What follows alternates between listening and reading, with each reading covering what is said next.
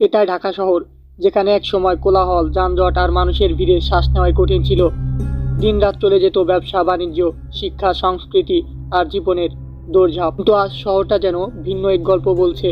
রাস্তা শুনশান, দালানগুলো ভাঙাচোরা, আর পরিবেশ ভুতুরে নিস্তব্ধতায় আচ্ছন্ন। শহরের প্রতিটি দেওয়াল এখন শুধু ধুলো আর শ্যাওলার ডাক।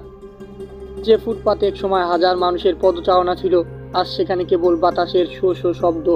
পৃথিবীর অনেক শহর হারিয়ে গেছে সময়ের সাথে, ঢাকাও হয়তো সেই তালিকায় নাম লিখিয়েছে। কোথায় গেল মানুষের হাসি, গাড়ির হর্ন আর শিশুদের খেলাধুলার শব্দ? ভাঙা সেতুগুলো যেন রাস্তার লাইটগুলো দাঁড়িয়ে আছে অচল প্রহরীর মতো।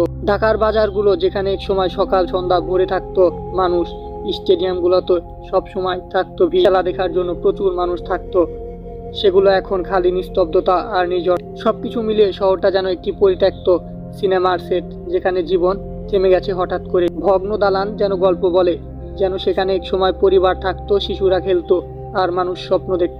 সময় সবকিছু কেড়ে নিয়েছে, আজ শুধু বাতাস ভেসে বেড়াচ্ছে অতীতের প্রতিধ্বনি। ঢাকার এই চেহারা দেখে মনে হয় কোনো ভয়াবহ বিপর্যয় হতে একেভাবে নিস্তব্ধ করে দিয়ে।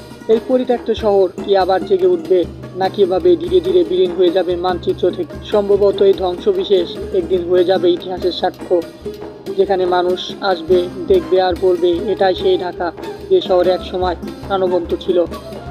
আজ ঢাকা হয়তো পরিত্যক্ত, কিন্তু স্মৃতির ভেতরে এখনো বেঁচে আছে এই কোলাহল আর ঢাকার কখনো আলো ঝলমলে ব্যস্ত মানুষের পদচারণায় মুখরিত এই শহর আজ যেন নিঃশব্দ, জনমানবহীন এক ভৌতিক স্মৃতি।